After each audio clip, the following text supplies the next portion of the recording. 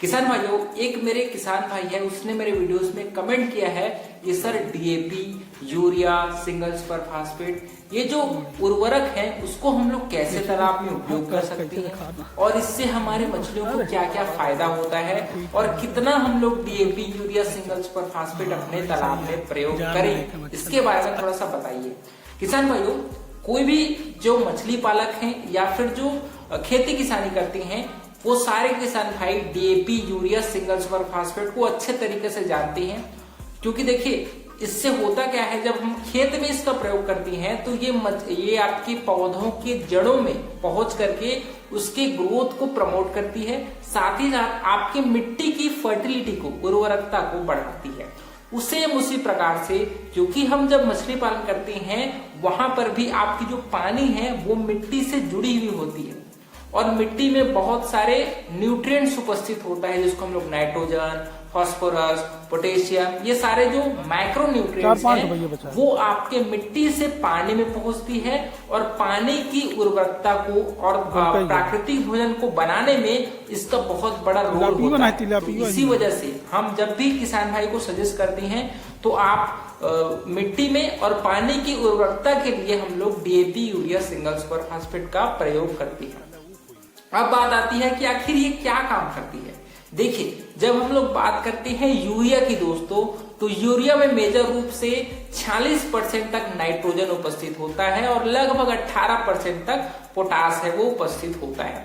तो जब भी यूरिया आप अपने तालाब में प्रयोग करिए तो तालाब के नाइट्रोजन के प्रतिशत को आप जरूर निकाल लीजिए, या फिर आप कोई भी आसपास लैब होगा वहां पर नाइट्रोजन आपके मिट्टी में कितनी उपस्थित है उसकी जो प्रतिशत है उसको जरूर आप निकलवा लीजिए। उसके बाद ही तालाब में यूरिया का प्रयोग करिए। अगर बात करें हम लोग डीएपी की, जिसको हम लोग डाई अमोनियम फॉस्फेट बोलते हैं, मोस्टली ये फॉस्फेट के सोर्स के रूप में हम लोग अपने तालाब में डालते हैं। लगभग 46% फॉस्फेट की मात्रा आपकी डीएपी में उपस्थित होती है। पोटेशियम सोर्स के रूप में हम लोग पोटेशियम सल्फेट का प्रयोग करते हैं दोस्तों। जो हम लोग जो पोटास तालाब में प्रयोग करते हैं ना, जिसको हम लोग लाल दवा बोलते हैं, ये तालाब में पोटेशियम सोर्स के रूप में तालाब में डाला जाता है। तो इस प्रकार से आपने ये भी सुना होगा कि एन, और के, इसका रेशो जो होता है वो तालाब के प्राकृतिक भोजन बनाने में बहुत ही ज्यादा कारगर सिद्ध होता है। प्राकृतिक भोजन का मतलब है आपके तालाब में प्लैंकटन की उपस्थिति। आपको यह भी पता होगा कि प्राकृतिक भोजन आपके मछलियों के ग्रोथ के लिए बहुत ही आवश्यक होता है। तो आजकल अगर आपकी मिट्टी में नाइट्रोजन, फास्फोरस, पोटेशियम की कमी हो गई है तो अलग से हम लोग और इनऑर्गेनिक फर्टिलाइजर के रूप में नाइट्रोजन, फास्फोरस और पोटेशियम का प्रयोग करते हैं। अब बात करते हैं कि कितना हम लोग अपने तालाब में इन सभी चीजों का प्रयोग करेंगे। तो किसान भाइयों, जब भी आप तालाब की तैयारी करते हैं उस दौरान हम लोग आपको ये सलाह देते हैं कि आप मैन्यूरिंग और फर्टिलाइजेशन की जो प्रक्रिया है उसको जरूर करिए। इससे तालाब में प्राकृतिक भोजन बनाने में मददगार साबित होती है। तो अगर बात करें डोज की, तो आप ऑर्गेनिक फर्टिलाइजर के रूप में गोबर या फिर जो पोल्ट्री का वेस्टेज होता है उसका प्रयोग करते हैं। उसी के साथ हम लोग इनऑर्गेनिक फर्टिलाइजर के रूप में डीएपी, सिंगल सुपर फास्फेट और यूरिया, इन तीनों का प्रयोग करते हैं। बात करें डोज की, तो अगर आप 1 एकड़ का मान लीजिए आपका तालाब होगा तो उसमें लगभग 800 किलो गोबर के साथ आप उसमें 15 किलो यूरिया, 10 किलो डीएपी और उसमें थोड़ी मात्रा में जो पोटास होता है उसको आप अपने तालाब में 5 किलो आप अपने तालाब में प्रयोग कर सकते हैं। ये सारी चीजों को आपको सड़ाना है। 3 दिनों तक पानी अच्छे से डाल दीजिए और लगभग 24 से 72 घंटों तक सड़ाने के बाद आप इसको अपने तालाब में प्रयोग करिए। ये आपके तालाब में प्राकृतिक भोजन को बहुत अच्छे से बनाएगी। साथ ही साथ आपकी मछलियों को कम खर्च में तैयार करने के लिए भी हम लोग इन सभी चीजों का प्रयोग करते हैं।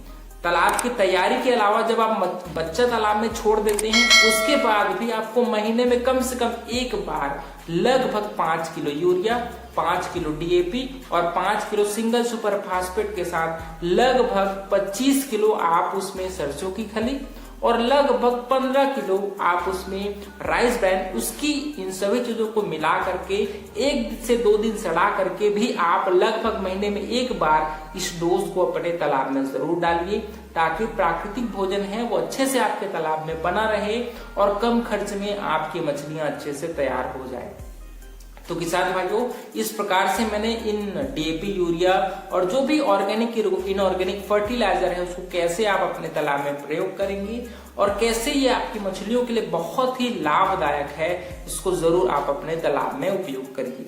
और हाँ, जिन किसान भाइयों का तालाब का पानी का कलर गहरा हरा हो गया है या फिर काला हो गया है ना, तो ऐसे तालाब में आपको फर्टिलाइजेशन नहीं करना है।